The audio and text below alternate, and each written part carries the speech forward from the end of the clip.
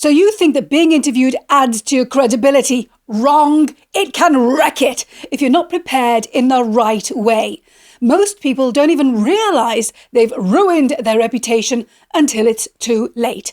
I'm Nima. I've interviewed 10,000 plus people on global TV, on stages across the world. Some owned the moment, most wasted it. And if you don't own the moment, someone else will. Someone who knows less, but knows how to take the spotlight, the investment, the clients. You need the mic. Podcasts, press, stages. Done right, it's your biggest megaphone. Mess it up, and the recordings haunt you forever. Now that thought is terrifying. The problem is, most people learn from the wrong sources. Coaches, YouTube videos, theory. Is it based on real-world experience? If it isn't, it's costing you. Now, for over 20 years, I've been teaching world-class experts to become the voice no one can ignore because they don't make the mistakes that kill credibility. Like how not to choke on your own Kool-Aid and what to do when silence hits. It's a sneaky trick journalists use.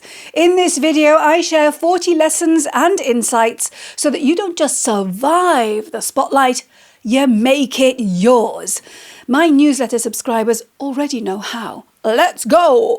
Number 1. Are you worried you'll be exposed? That you don't know enough? That people will see right through you and laugh?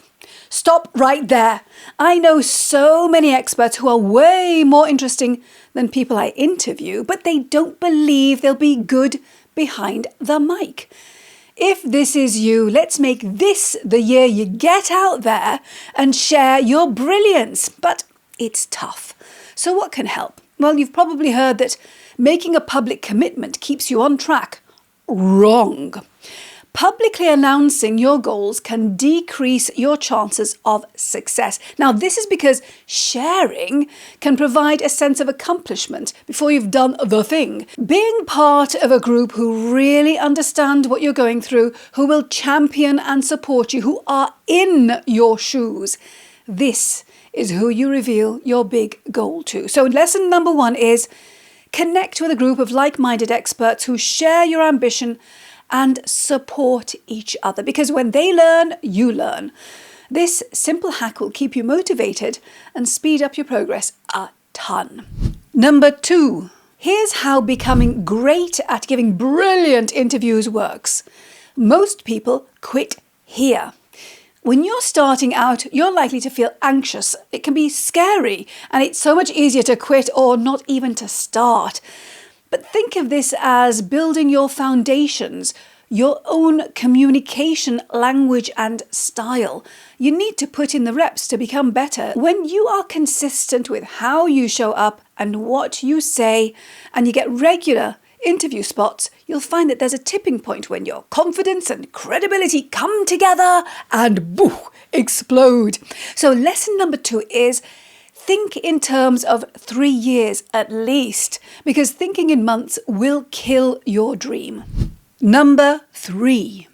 Is there something you would love to do or experience? Now, I know people who've been approached by publishers to write a book because they heard them on a podcast that had a tiny audience.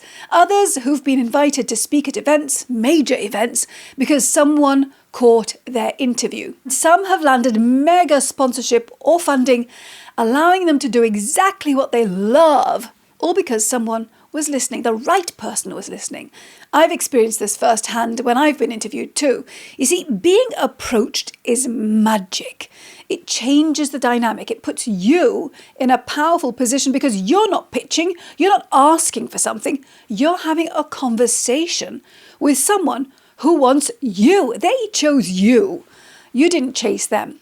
So lesson number 3 is you never know who's listening. So treasure every opportunity to share your brilliance, whether with a big audience or small, because you are really one conversation away from changing your life.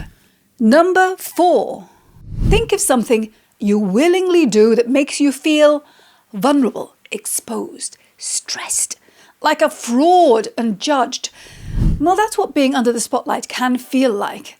I've seen experts and entrepreneurs transform from interview virgins, anxious and unsure of how to do it, to media darlings, in demand and loved. You're going to feel you're failing more than succeeding, especially when you're starting out. And yes, it's going to hurt. So lesson number 4 is, when you feel pain or the urge to quit, realize that this is growth.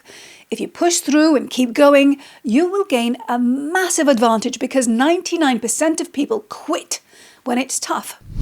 Number 5. The worst people to interview are ones with big egos.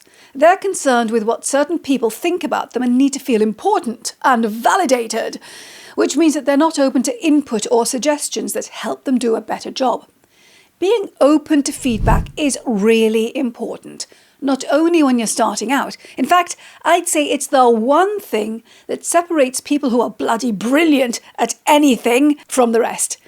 If you feel yourself resisting this, the sooner you realize that it's your ego taking over and figure out how to keep it in check, the faster you'll progress. So lesson number 5 is park your ego and be open to feedback from the right people. It'll make your moment in the spotlight so much more enjoyable.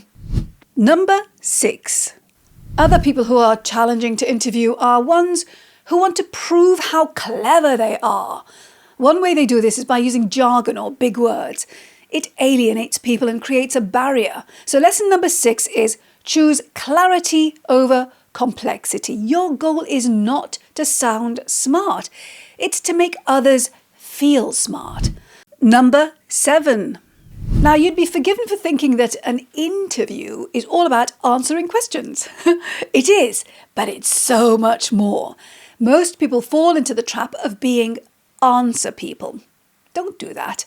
To leverage an interview and use it as a business strategy, be your own spokesperson. Let me show you the difference. An answer person is an expert who shares knowledge and information, but they don't frame the interview as a strategic opportunity to attract clients, for example.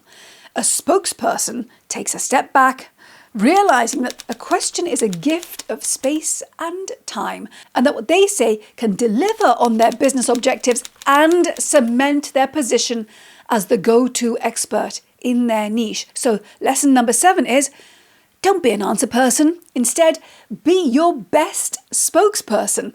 An interview is a business opportunity. How you communicate is your business strategy. Now, if you don't have a business, think of it as the business of you, your brand and credibility. Number 8. Have you ever thought to yourself, I know more than them, they're rubbish, why do they keep getting interviewed? It's not fair. The truth is, you might be a better expert, but if you are not great at sharing what you know and do in a way that's interesting or relevant to people, you won't get the spot. Journalists, producers, event organizers, they will pick you if you are a credible expert and know how to communicate in a way that interests their audience. So lesson number 8 is stop kidding yourself. If you're not being chosen, if you're not being invited back, you need to work on how you communicate. Number 9. Are you overwhelming your audience with too much information? Are you losing them because they don't understand what you're on about? Now, you have the most context because you're talking about your expertise, your experience. This applies even if you're speaking at an industry event. So never assume that people know as much as you do. Plus, if you think about it, the world's greatest communicators leave no one behind. So lesson number 9 is you want to share what you know in a way that a 7-year-old and your grandparent can understand. It might sound easy. It isn't. Making something complicated simple is a superpower. Make sure it's one of yours. Number 10. Does everyone tuning in know you? Know who you are and what you do? No, they don't. And even if they do, you want to remind them of why you get to speak about your thing. Think of it as answering this question. Why should I listen to you? Craft a simple, slick, short sentence that tells people why you get to talk about your expertise, and do it in a way that is matter of fact, because it is a fact. So lesson number 10 is craft and practice your credibility statement. Make it relevant to the interview and to your ideal client. Define it, say it, own it. Number 11. If I had to choose one thing that is the biggest mistake people make when they're being interviewed, it's this. They speak from their perspective. They prioritize what's important to them. For example, they want to talk about a new product, a launch, a survey. No one's listening if you don't give people a reason to care. And they don't care about what's important to you. They care about what's important to them. So lesson number 11 is what's important to you isn't important to your ideal client. Their priorities come before yours and will lead to yours eventually when they hire, pay, choose you. Number 12. Are you the only expert in your niche? Are you the only person with your experience, title, degree?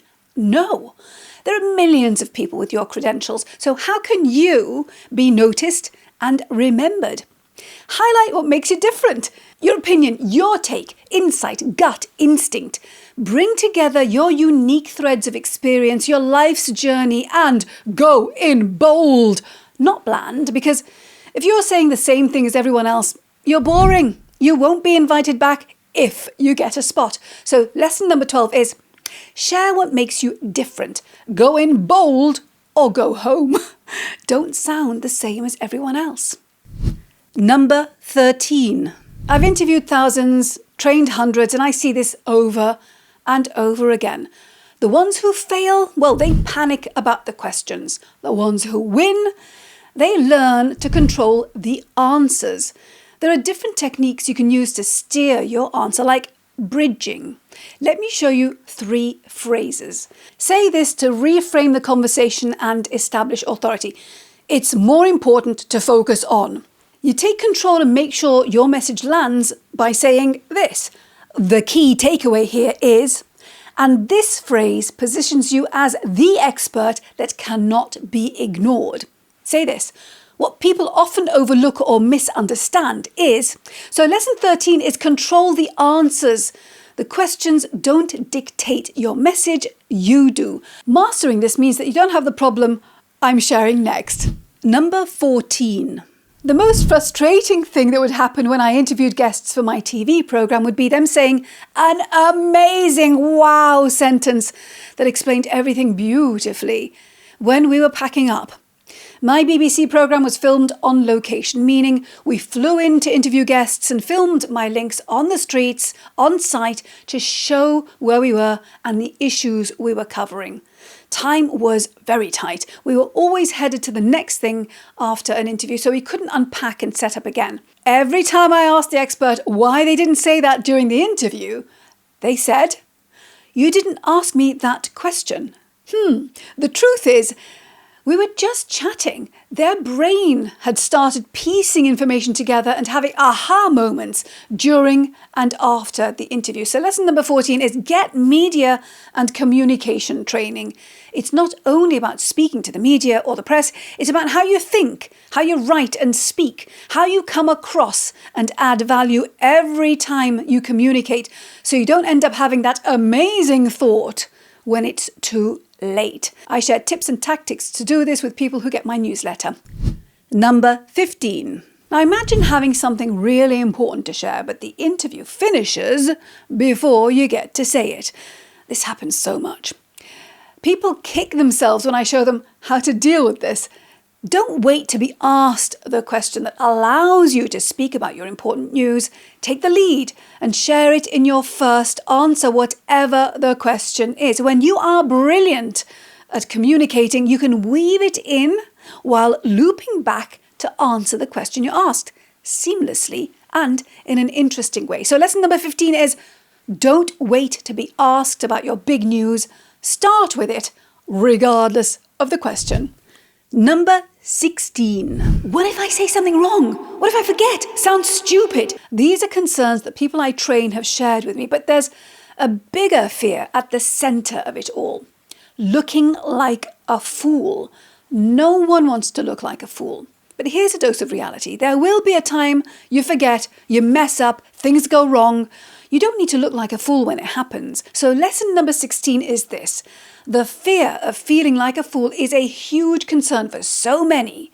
The irony is that the more you worry about it, the more likely it is that you forget something you know, because stress clogs up the flow of information from your brain to your mouth. Instead, be your comfortable, calm, credible self.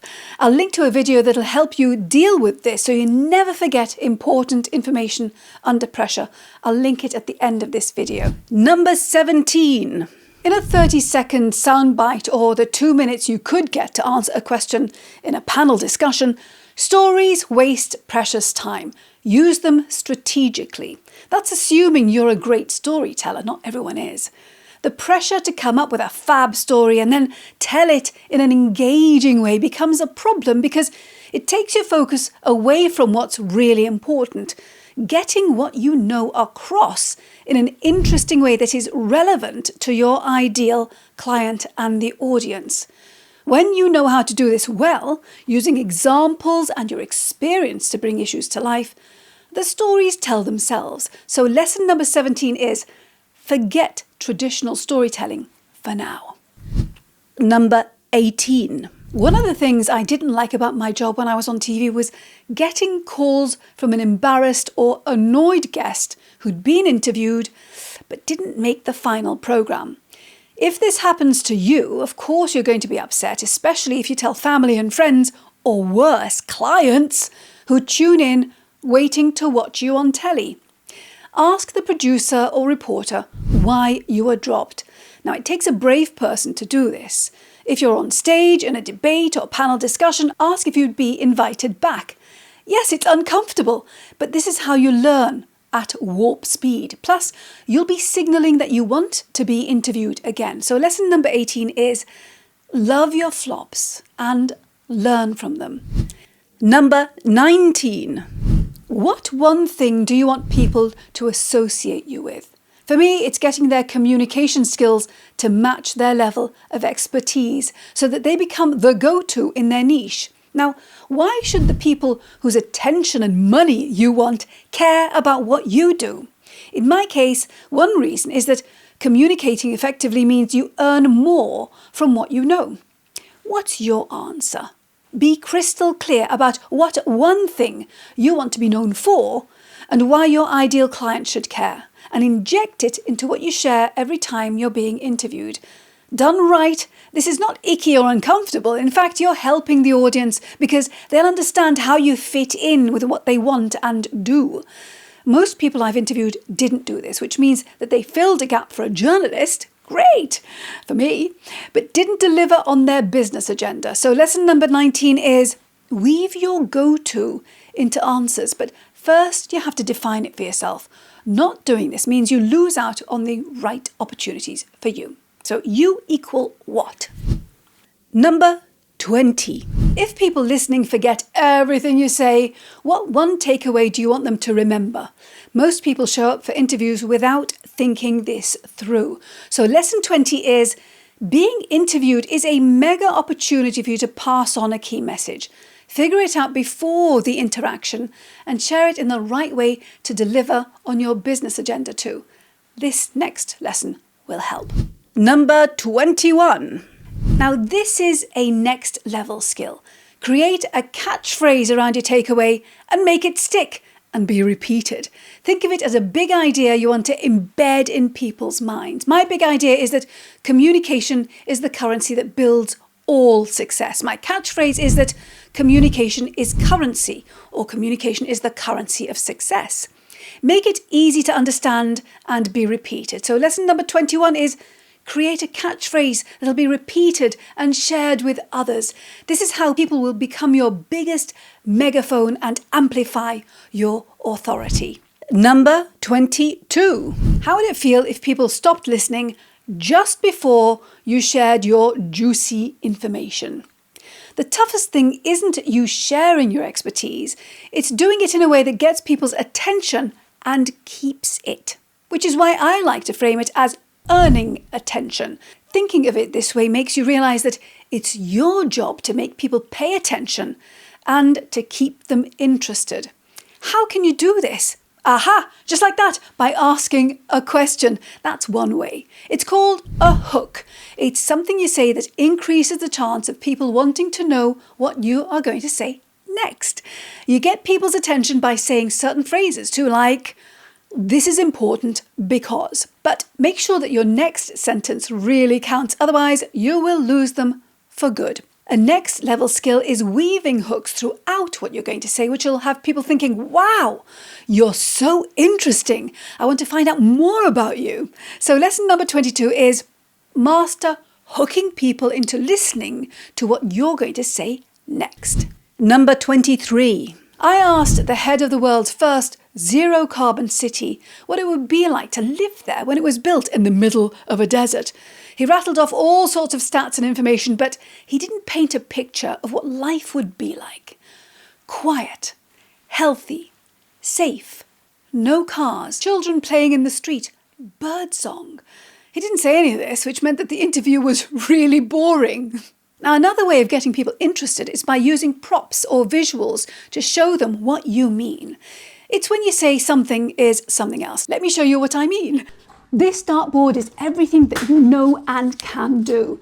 This dart is what you share, your message. This kitchen is your brain. It has all the ingredients for your success. The brain loves an image. Showing how the kitchen is your brain or a dartboard is everything you know makes the information stick. Plus, forcing yourself to think this way makes you simplify complicated information, which is a mega skill.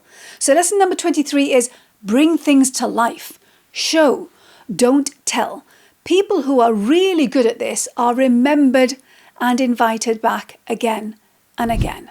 Number 24. Do you have a lot to say about what you know? Do you want to help, educate, save people? Stop right there. That's where you lose them, because knowledge is a curse if you're not careful. Most experts get stuck in the educate bit. They can go on and on and on and on. Forget that. What you want to do instead is share the bare minimum needed to get your point across. Too much information overloads people's brains and they switch off. So lesson number 24 is stop educating people. Whittle down information to the minimum needed to keep people with you. Number 25. Ever have the feeling that everyone is watching you and noticing everything about you? This is called the spotlight effect, and it messes with your head. The truth is that people have other things to deal with. They don't notice you as much as you think. So lesson number 25 is people aren't focused on you, which means you can relax. Shift your attention from what people are thinking about you to what you want to communicate. It's a game changer. Number 26. I know so many experts who spend days, months of life learning more about whatever it is that they want to share with the world, thinking they have to have encyclopedic knowledge.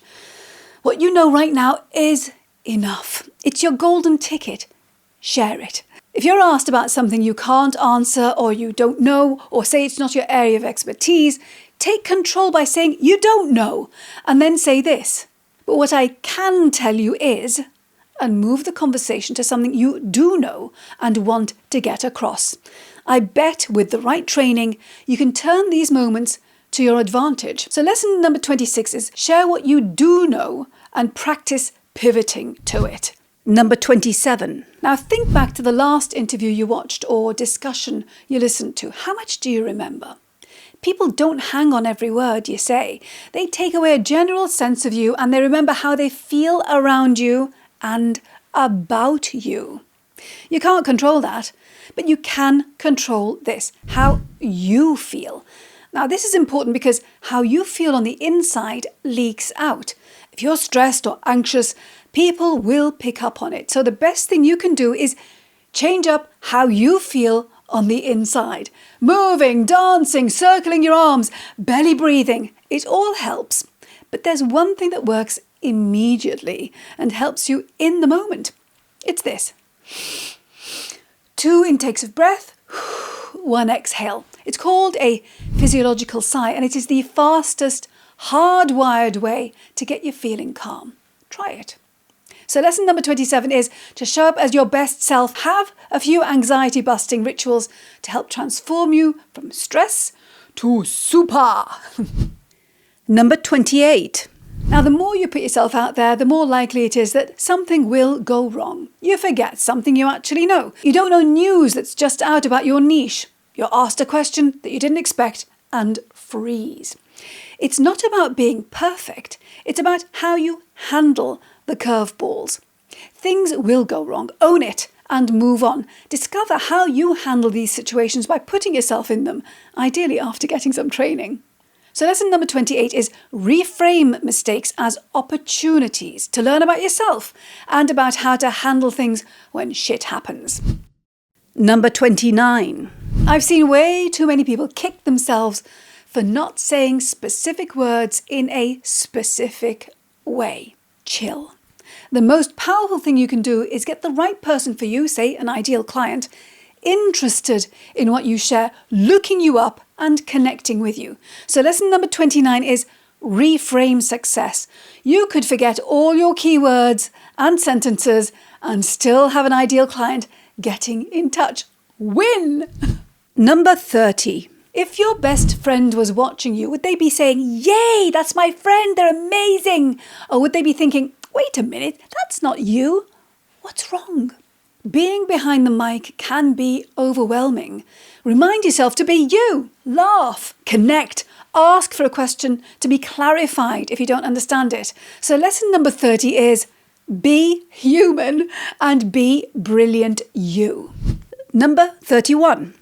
I was waiting for my guest, a billionaire businessman, to finish a phone call so we could set up for the interview in his office when his assistant says, "Don't ask him about." Telling a journalist, "Don't ask me about XYZ," guarantees they will. So lesson number 31 is don't give it away. But what if there's something you're apprehensive about and hope you're not asked? Well, this will help. Number 32. I always get my clients to write down what I call their killer questions. Let's group them into 3 buckets to keep things simple. Things you hate being asked about, things you don't want to be asked about and hope you won't be, and things you assume you won't be asked about. Never assume, by the way. Write yours down and answer them. Why don't you hit pause and do it right now? Go ahead, I'll wait.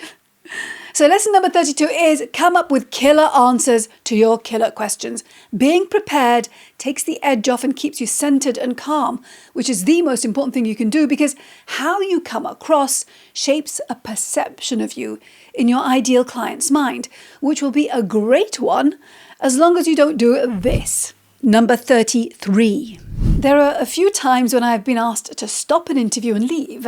It's usually when the guest misses the most obvious thing they'll be asked because they're so fixated on what they want to get across. It's a classic drink your own Kool-Aid moment.